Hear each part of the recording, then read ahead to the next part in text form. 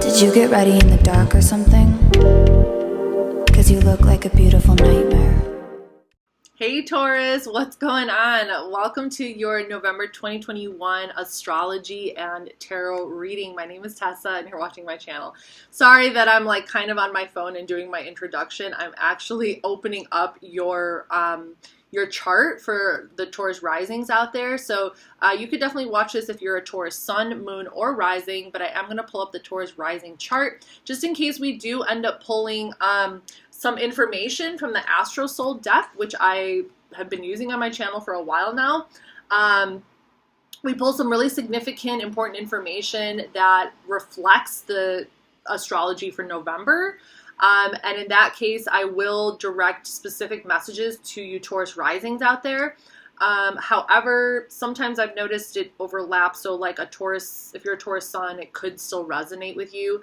But either way, doesn't matter. If you're a Taurus sun, moon, or rising, basically if the message resonates, it resonates. If it doesn't, it doesn't. Okay, so because there's so many different things that are in each person's individual birth chart that can like allow for certain things to resonate and certain things not to resonate. Okay, so you just kind of have to like use your discretion and your intuition to kind of like figure that out as you listen to the story. Okay, as you listen to the reading, the message.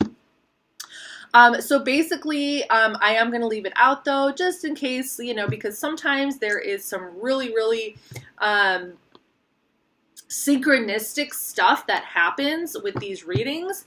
And I just actually experienced one of them with Aries. And I just, you know, like I had to divulge the information that was coming up is in reference to the astrology, because there was some synchronistic stuff happening. And yeah, so that's, you know, so I like to be able to use various resources. Taurus, I feel like you would understand that, okay, with the resources. Like, I like to be able to use various resources to provide you guys with messages, and to give you as much information as I can within the short amount of time that I can do it, okay? So with that being said, I will be reading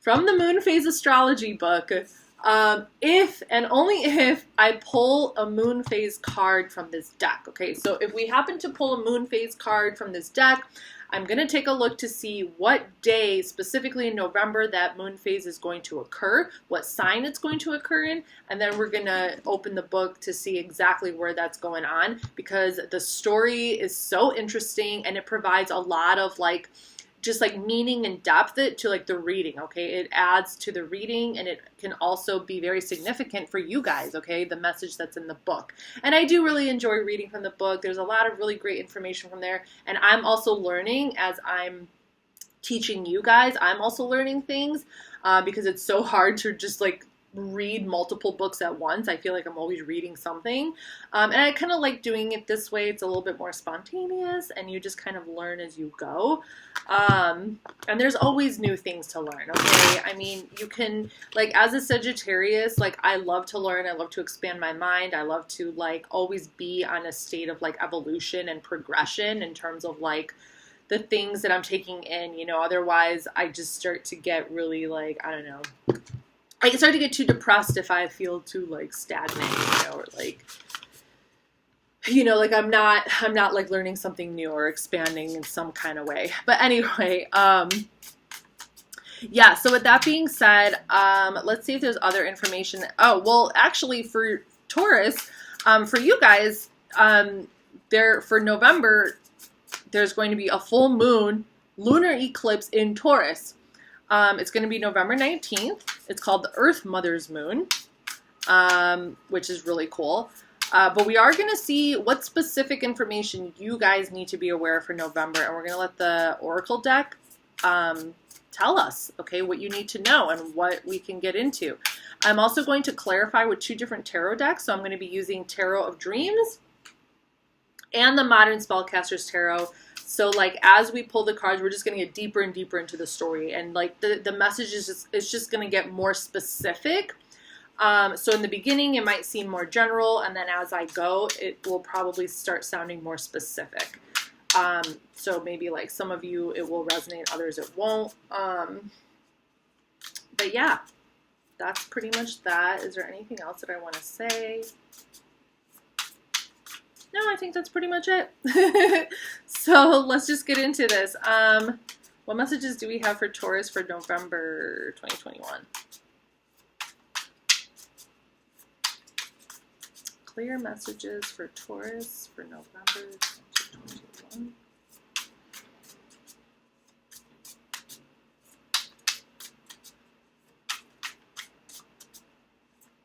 All right, let's pull the first card here. We have Juno, a sacred union. So Juno is one of 4 asteroids that was discovered in the early 1800s. I believe it is the 3rd one. So 1804, I believe 1804. It could be 1803, but I think it's 1804. So Juno is one of 4 asteroids that represent kind of like different feminine characteristics within us, the sacred union. So it's about partnership of some kind. Okay, so you could be in a partnership of some kind. There could be some questions that are coming up in regard to the partnership. It doesn't have to be anything like, you know, like serious, like, oh, we're breaking up, or nothing like that. Or if you guys have been like, you know, it's kind of like a transitionary period where you have to maybe like resolve some things or come into understanding within yourself what it is you're expecting from this. And that can still change. It's like, it doesn't matter how long you're with someone. If you just meet someone, or if you've been with someone for many, many, many years, you know, you're always going through some kind of like transitionary like phases where you have to discover something new. Okay, so like here's you, here's your partner, here is like the phase, you know, the transition, and then the light comes out and you have to like discover something new. Maybe like some new expectation you might have, or like, you know, you discover something new about your partner. And oh shoot, sorry, I thought that my plant problems.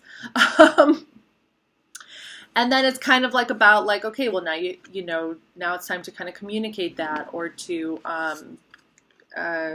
you know, kind of resolve some kind of issue. So Juno does bring up, generally speaking, if you're like single, it kind of brings up the question of like what you're looking for in a partner, you know.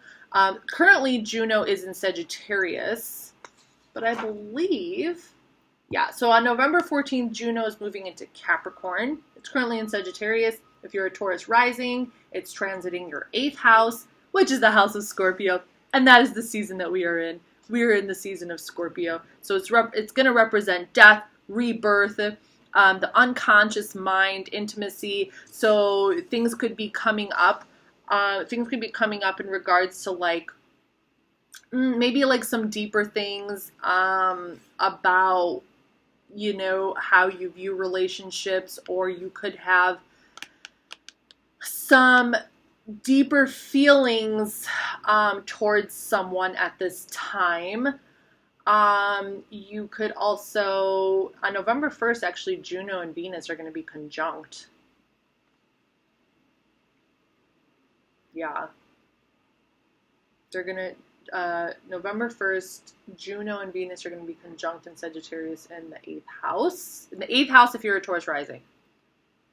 Yeah, so you could start having some deeper feelings towards someone that you possibly want to like take action towards. You have some, you have a very passionate kind of like feeling about them, like sexual. On November 14th, Juno is going to move into Capricorn, which is in the 9th house if you're a Taurus rising, which is the house of Sagittarius, and it's the house of higher learning, education, philosophy, long distance travel. You might be thinking about how you can take the relationship into practical matters and to turn it into like something stable, but also like, you know, like, so like your higher mind could be thinking of things like that, like how to kind of like bring it into that element. And also maybe in terms of like doing, you know, starting to do fun things together, like Sagittarius type things, like going on adventures together, like dates, or, you know, like exploring the city. Like Sagittarius energy is very exploratory. So it's like they want to explore and experience new things. It's all about experience with Sagittarius. So Here we go with the dinging again. I'm going to figure out how to turn that off one of these days. Okay, so very general message. Okay, very general message there. And like I said, for those of you who have been in long-term relationships, it could just be like taking on a new kind of, you know, you're just exploring something new. You could be exploring something new together. Okay, maybe that you haven't done. Maybe you start taking acting classes together or something like that. Let's get to the second card.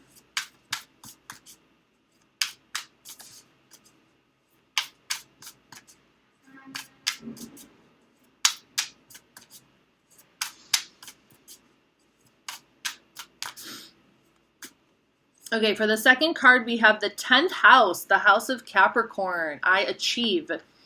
It says, this is the house of fulfillment and social status. Here's where we see structures, corporations, tradition, ambition, public image, and fame, discipline, achievements, recognition, rules, and father figure. It is also associated with power and authority, as well as the people who exert them. Okay. So yeah, so there could also be something revolving your career at this time. If you're a Taurus rising, you have Aquarius in your 10th house. So yeah, I don't know. Like, I mean, we're going to clarify. We're going to see what the tarot cards say, because I want to get into this story. So far, we have some kind of idea of a relationship, or something going on in regards to a certain connection. And then we have work, okay? So I don't know, you could work together with this person. This could be someone that you're interested in who you work with. You could be interested in somebody you work with. You could be interested in someone that you met at work. So that could be a possibility. But there's something also revolving work. So like I said, the tarot will, so far these are kind of general separate messages, so we're going to let tarot kind of clear that up. So one more card for Taurus, please.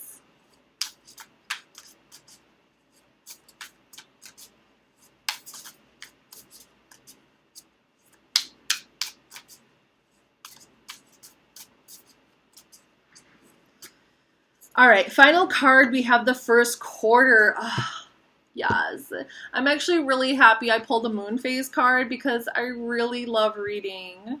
I really do. I love reading, and I love reading out loud. Like, I think I love reading out loud more than I love reading inside. I think I just love reading to someone. I love reading to people, because then we can like interpret the message together.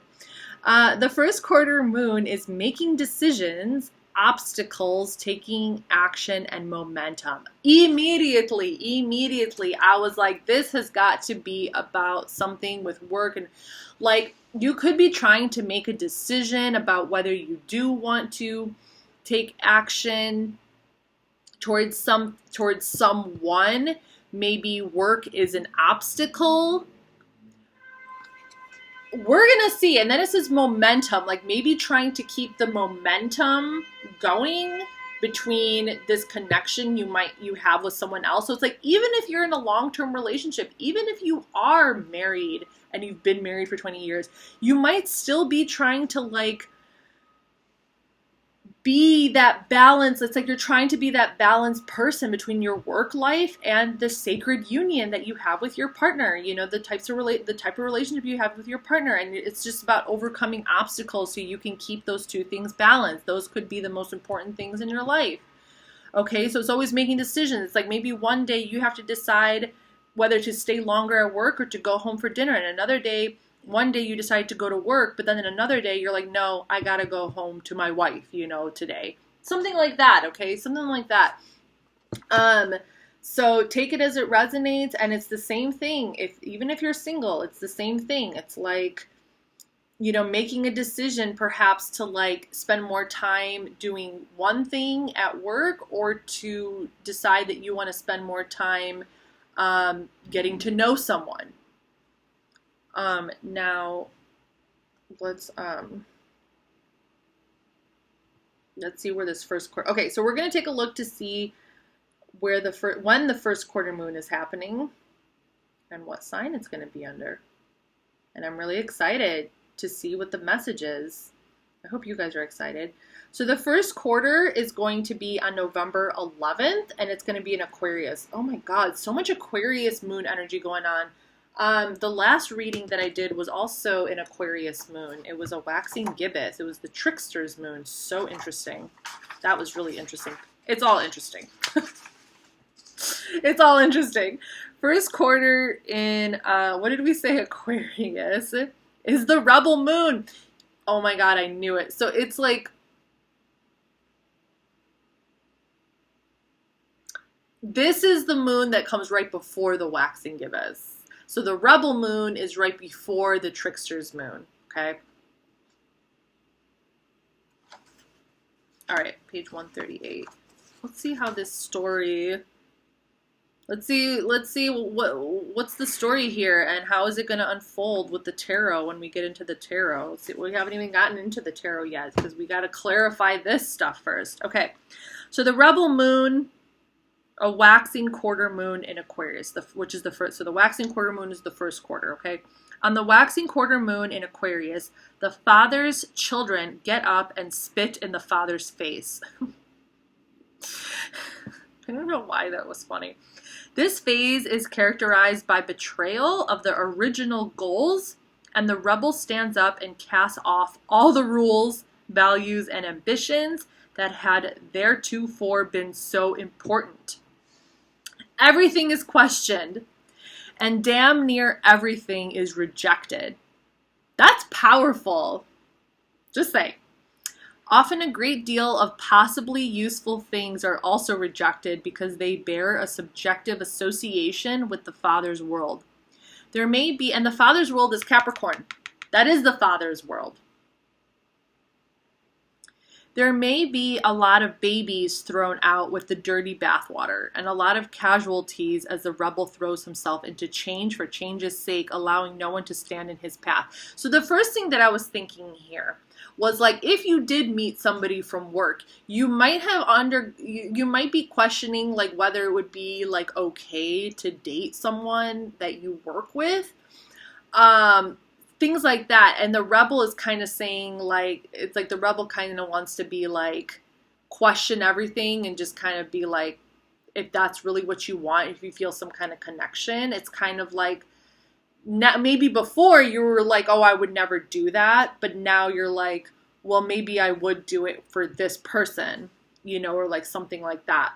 Or like you're just questioning, you're starting to question now a little bit more like your environment. When things get too rigid, it's good to have rebels. So it's like when things, okay, and this makes so much sense, especially if you are Taurus rising. If you're a Taurus rising, you have Aquarius in your 10th house. So it would be so much easier for you guys. Like, I feel like going in that direction of questioning the status quo of like your work environment is like natural because you guys have Aquarius in your 10th house. Aquarius questions. Aquarius is the sign that wants to, there's still a fixed sign like you guys, so it still likes stability, but it still wants to challenge. It wants to challenge the status quo, it wants to question things as to possibly bring things into a more fair state of consciousness and into a more fair like way of approaching work that actually does feel more aligned with your inner values, right? They are the ones willing to stand in the line of fire, to speak up even when the gun is pointed at them, to die bravely for their cause and inspire others. However, it's not uncommon for a rebel to not only throw out useful things, but to fail to extract the worst of the Father's rules.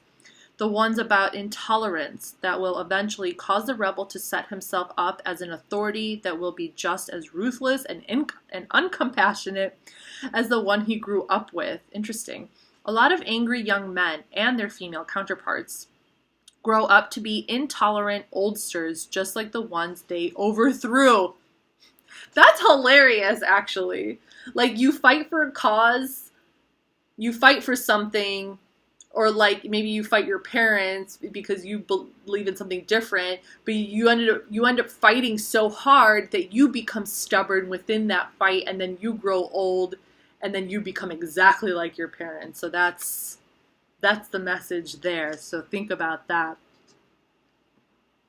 To avoid this fate, the Aquarius moon must do something that it finds very, very hard in any phase. And I know that you guys are stubborn, okay? Aquariuses are stubborn, and I know you guys are stubborn.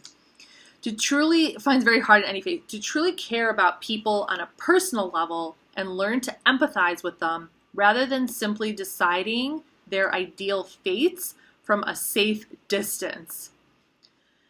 Woo! For this moon, that means finding friends, real friends, people who the rebel likes and respects so much that they can disagree with him and keep the friendship strong. If they can do that, they also might be able to make him listen when he's being rebellious to no good end rather than creating real change.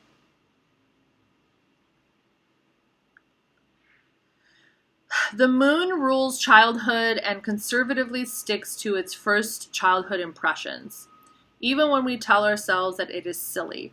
It is not impossible for the rebel to settle down. I also find this interesting because Uranus, which is the planet of Aquarius, which is the rebel planet, is in Taurus right now. So this, I told you, it's significant. It comes together. It's synchronistic. The moon rules childhood and conservatively sticks to its first childhood impressions, even when we tell ourselves that it is silly. It is not impossible for the rebel to settle down, become part of a group again, adhere to group rules, and even, horrors, faithfully follow an authority figure once more. It just has to be a group that does not resemble in any way the one that he grew up with. That's so funny. In a sense, dedicating oneself permanently to a subculture whose underpinnings are opposite to those you grew up with, and actually being happy and content, is the biggest and best rebellion of all. It's also the secret that will put an end to the rebel's destructive thrashing about.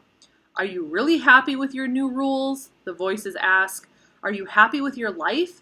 If the answer is not an honest yes, then the detractors can say, why should we listen to you if your road clearly makes you unhappy? A wise rebel, once the dust has settled and he realizes that he is well and truly alone, will figure out that finding real happiness and, more important, joy and purpose among like-minded people who value him on his own terms is the best revenge a rebel can buy. Go back and re-watch that because it was a really good paragraph. On the rebel moon, we take social structures to task. This is the best time of all for activism. Even if there is no cause that makes you burn or that you'd burn for, there is certain to be some injustice that you would like to see cleared away. And no matter what it is, other people are probably already working for that. Put your back and not just your words or money into the cause. That's a good one for you, Taurus. Put your back into the cause, not just your money. Keep in mind, however, I feel like you guys would though. You would. Keep in mind, however, that tempers run high on this moon and tread carefully. Okay. One more paragraph. People born under the rebel moon have all the group love and do I belong issues of any other Aquarius moon, but they are constantly moved to play devil's advocate and push against ideas that have been unquestioned for too long. They don't do it for Libra's reason, keeping a balance, because they don't much care if the apple cart is upset. They don't care if the apple cart is upset. That's fucking hilarious. In fact, that would probably be good for people. Okay. See, I'm starting to understand this Aquarius energy a little bit better. The fact that this might be hungry people's lunches rolling down the street may not occur to them, and they need friends they respect to tell them otherwise. That is something I've noticed with Aquarius energy. It's like sometimes they believe so strongly in their cause that they don't care if other people get hurt in the process. And it's like they really, like, you know, it's like important for them to have people around them who can like remind them that these are still people who have emotions and feelings and go hungry. Yes, that's respect, not just like. Just because they like you doesn't mean that they won't decide your fate for you. Rebels may move through a lot of groups and a lot of identities before they find something that works for them emotionally. And remember that this is the moon. The process is subjective rather than rational, no matter how hard they protest otherwise. The Aquarius moon doesn't like to admit that it's a moon in charge of feelings instead of abstract thought. The Aquarius moon doesn't like to admit that it's a moon in charge of feelings instead of abstract thought. Yeah, it's the moon. It's the moon. Even when ensconced in a like-minded community, rebels may feel like outsiders, and they may subtly and unconsciously or openly and blatantly encourage those feelings in themselves in order to feel like their ideas are superior, and thus were worth rebelling over. It will take them a while to get over continually justifying their rebellion to the inner father, and it will necessitate a great deal of humility on their part to realize that they need others as much as they honestly do. Oh my God. That was really fascinating. I really hope you guys found that fascinating because I found that really fascinating. Wow. Okay. What is this? Okay, we're about to clarify all of this. We're going to clarify all of this to see what this story is all about. Okay. What is this story all about? I mean, you could definitely be discovering some deeper things going on with your emotions, especially when you have the full moon lunar eclipse happening in Taurus this month also.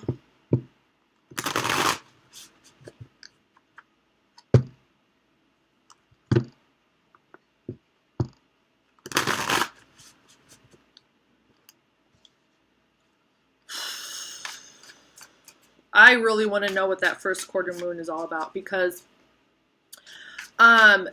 getting deep into that, like, I don't know, like,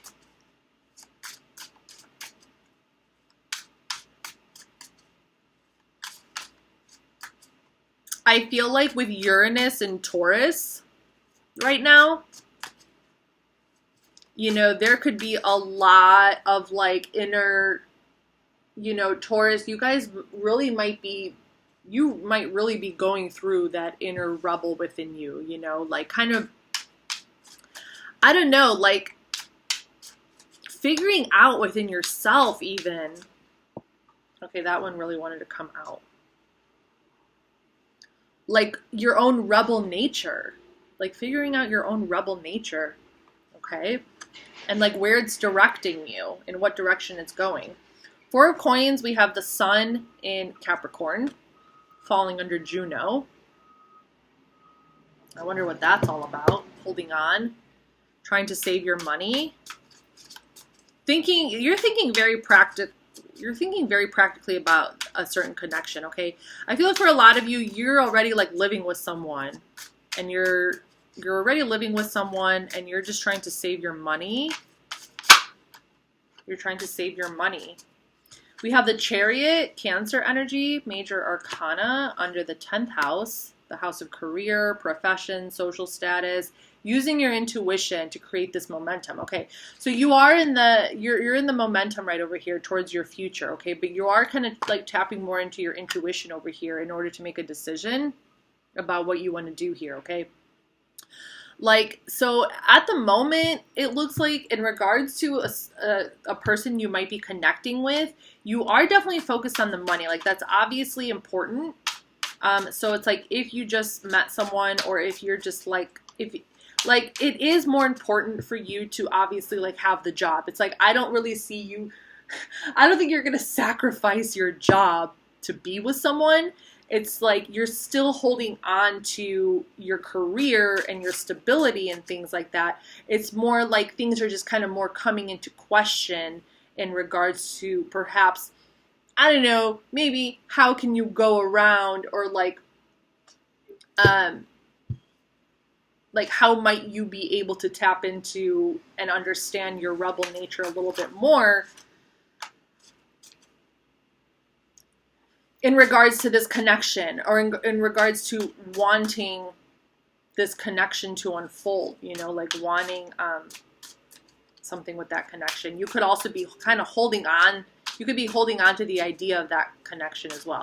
Let's clarify the first quarter. But yeah, with the Chariot over here, using your intuition to create momentum within your work life, you could be open to new opportunities. You could be open to new opportunities, new possibilities that are coming your way or that are around you, or you could be seeking them out. Clarify first quarter.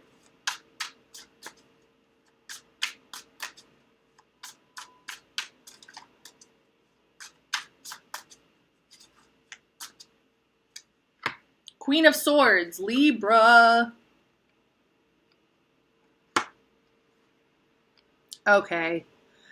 For some of you Tauruses, there is somebody in your environment here who is like perhaps triggering some of this rebel energy. I mean, in all honesty, okay?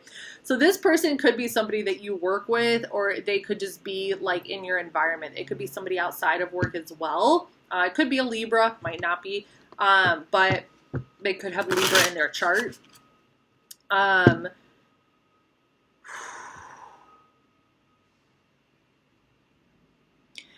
Perhaps there's something about this person could be very communicative with you. Okay, they communicate very clearly with you. It looks like you are gaining some kind of momentum towards this person, but you're also trying to understand. You're also trying to, like, how do I explain it? This person can also be a bit of a rebel.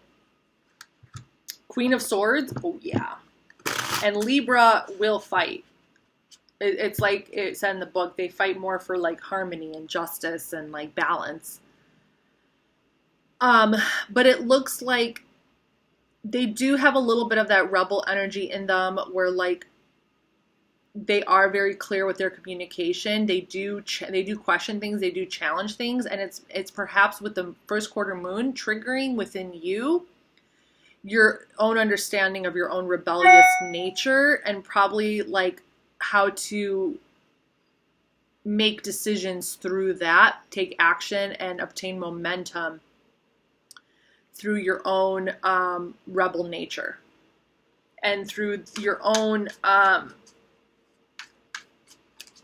insight into what you think is like, what you believe, you know, what you think is fair. The rules in which you want to adhere to. Okay, there are certain rules that are in question right now that maybe you don't necessarily want to follow, but you are passionately wanting to maybe like rebel, but not to the point, but in a way that could create some new rules, or where you're able to establish your own rules. Let's clarify the Four of Coins. Sun in Capricorn. Get into the story even deeper. Even deeper. We're going to get more and more specific here. All right, so Four of Coins, we have Three of Wands, Sun in Aries. Eight of Wands, Mercury in Sagittarius. And the Five of Wands. Oh my God, this card just keeps coming out. This Saturn in Leo. Some conflict. Okay. So the sun in Aries is waiting. You could be waiting for something. Maybe you're just like holding on to, you know, you're just doing your thing, you're working, and maybe you're waiting for this other person to come towards you. You're waiting for this other person to communicate. You're waiting for a message. All right, so you could definitely be waiting for a message over here. But then, like, with the Five of Wands, some kind of conflict. There's some kind of conflict here. I don't know. Maybe this person sends you a message and you get into some conflict. Or, like, with this being Saturn in Leo, there could be some conflict at work. okay? Because it's Saturn. So it could also be seen as like, you know, you could be waiting for this person to send you a message, and this person does send you a message, but somehow it creates conflict at work, maybe because, like, I don't know, like,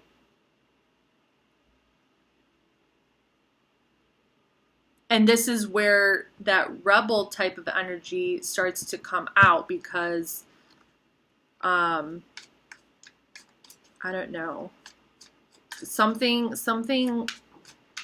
maybe something with where you guys work. Perhaps like people are at work are noticing that you guys are, that there's something going on there. And it's creating conflict, or it might create conflict. This is for November, so let's clarify the Chariot. And let's just see how the whole story unfolds here. Oh, Jesus. Nope. Sorry, guys. I'm like, my allergies this morning were like really bad, and it like kind of like made my head hazy. Let's clarify the Chariot.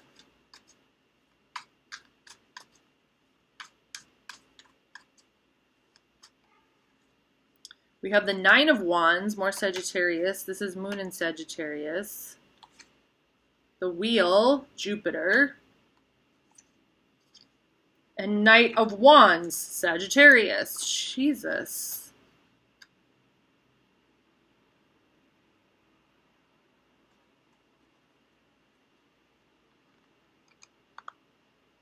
I don't know, maybe some of you are dealing with a Sagittarius. You literally have Sagittarius, Jupiter, Sagittarius, and Jupiter rules Sagittarius. Shoo. You know, this is really interesting because ever since I started watching tarot readings on YouTube about like a year ago, like every single YouTube channel, every single time I would watch a Sagittarius video, like people, they were like, Taurus is always popping up in your reading, Sagittarius. Taurus keeps popping up in your reading, Sagittarius. And so this is interesting. I'm doing a Taurus reading, and it's like hella Sagittarius energy popping up. So there is some kind of challenge here, okay? But it looks like you are pushing through. You're using your intuition to like create momentum. And perhaps this other person is like pushing through some of their own emotions. They could be actually dealing with a lot of different emotions as well. So this could actually be inner conflict. This Five of Wands could be inner conflict over here. This person might want to send you a message, or there could be inner conflict, but they're dealing with some of their own emotions. They're trying to make a new beginning happen. They're trying to make the wheel spin in their favor over here. Could be trying to like figure some stuff out before they take action. But there is this sense of like fate. There is a sense of like taking fate into matters of your own hands over here. Taking action, taking passionate action towards something.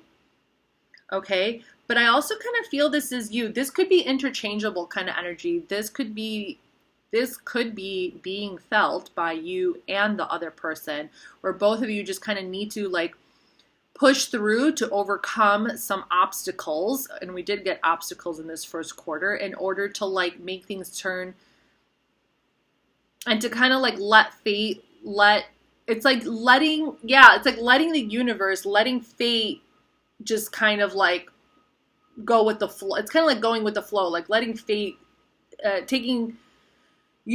my God, I can't fucking talk.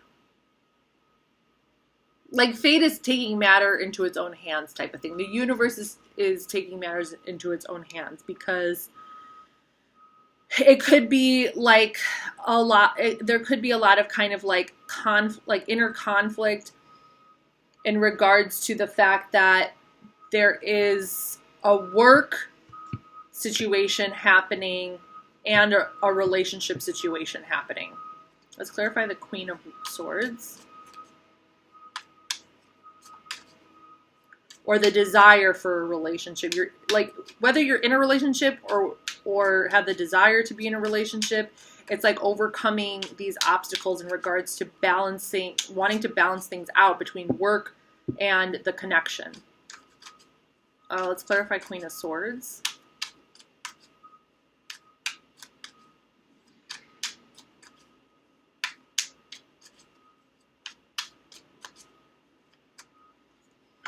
We have the Eight of Pentacles, Sun in Virgo, working really, really hard, looking at the details, just working hard, working hard, working hard. Like I could literally just put that on repeat. Working hard, working hard, working hard, looking at the details.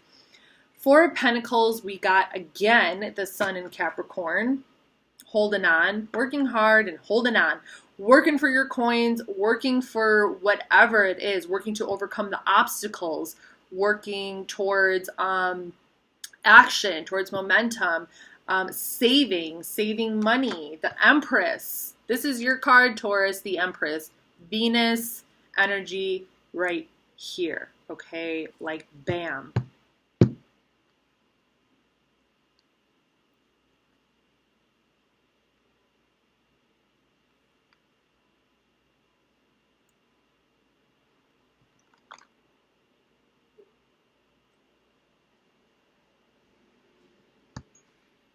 Sorry guys, I kind of like spaced out there for a second. It's just, I love this card. This Venus card is freaking awesome. Venus, Empress, that's you. I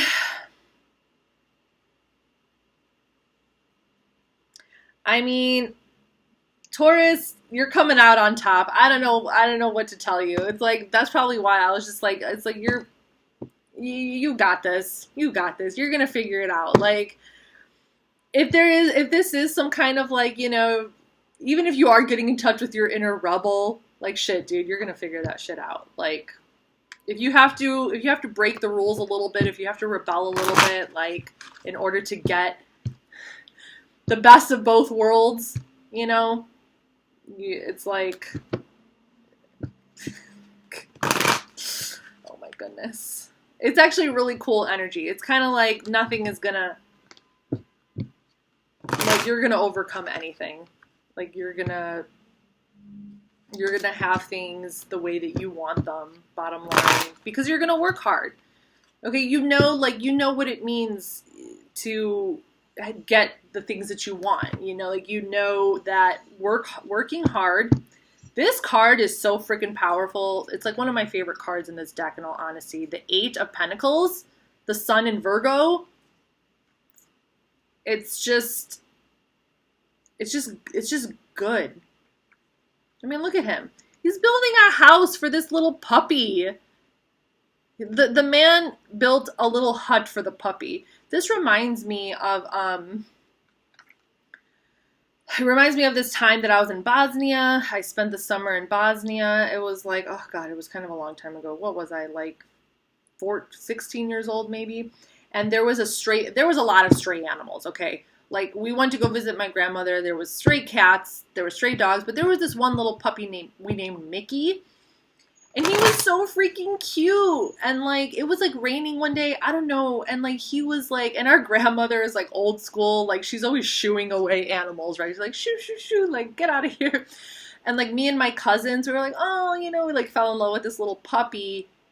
And he always looked so sad. And like, we asked the neighbors, this guy, to like help us build a little house for him. So we built a little house for this puppy and put him like really far away in the yard. So our grandma didn't even really think that he was there. And we just kind of like put it in the corner of this fence. It was a little hut, and he slept there every night. He would sleep there every night. He was so freaking cute, and he loved us. And his name was Mickey. And it was just gives me goosebumps. And I remember there was a lot of stray kittens on that street as well, but they like were always roaming around. You can't cage a kitten. Like, okay, you could build a house for a kitten, but she'll probably like, you know, go do her own thing eventually. But like, this puppy, like, it was like, he knew that that house was for him. He knew that it was for him. Let's pull a card for advice. Final card. We're going to wrap up this reading right now. Whew. Advice for Taurus.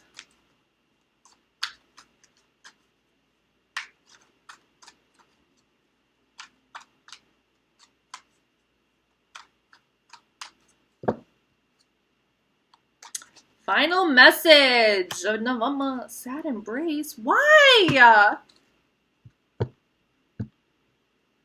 What?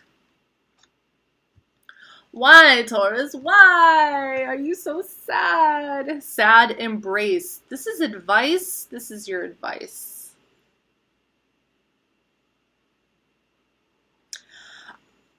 Okay. I kind of get a feeling like you just need to let go.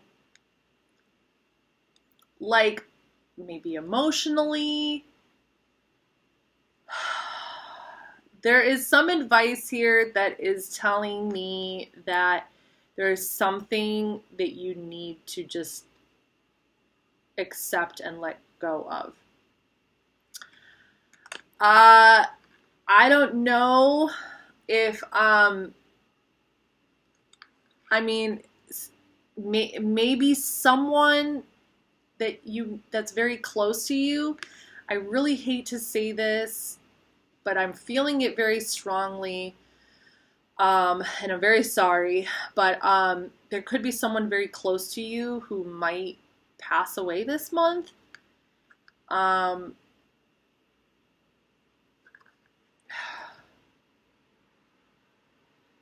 There is just this feeling of like something just hitting you and you needing to just like let it out. I'm feeling this like emotional release. It could also be because there's going to be a full moon lunar eclipse in Taurus, and we're in Scorpio season. So Scorpio season forces a lot of emotional energy to kind of like, you know, Pluto makes it come out. So something here, I don't know, there's something that you are going to end up feeling really sad about. Or there's something that you're feeling really sad about. Sad embrace. There could be some kind of ending. I don't see this in regards to this connection, though. This is something else. Something sudden. Something sudden happens. Something that you weren't expecting with your emotions. It could be because of in regards to the connection. Something gets triggered. But something sudden. Because this card, this is something sudden. Something sudden, okay? Unexpected happens. And it kind of forces you to just like release and let go and just feel sad about some kind of ending. Wow. I wasn't expecting that. You see, it's like it's unexpected. It wasn't, I mean, that Aquarius energy also, you know, very unexpected. I mean, with Uranus and Taurus, it's kind of like life, you know, maybe you find out someone gets COVID. I don't know. You know, I can't tell you that. This is as far as I go with this reading. I could keep going, but this is as far as I go. So if you want, you can feel free to email me and I could do a personal reading. But it's as far as I go. Something unexpected. I mean, with Uranus and Taurus, I'm not like surprised that things are constantly like unexpectedly happening. Maybe you know someone. It could be someone you know who's engaged in some rebellious activity. It could be a lot of different things. It's just something that triggers some emotional response in you, and it needs to be released. It needs to be released. Whether you talk about it with someone, whether you just like sit alone and you cry and you like let it out. just allow yourself to feel sad, okay? But I'm going to stop there, Taurus. This is your reading for November 2021. Happy Scorpio season. Feel free to leave a comment if you want, like, subscribe if you enjoyed what I bring to the table over here. There are going to be more videos, more readings coming out if by chance this does not resonate. And I'll see you guys next time. Bye.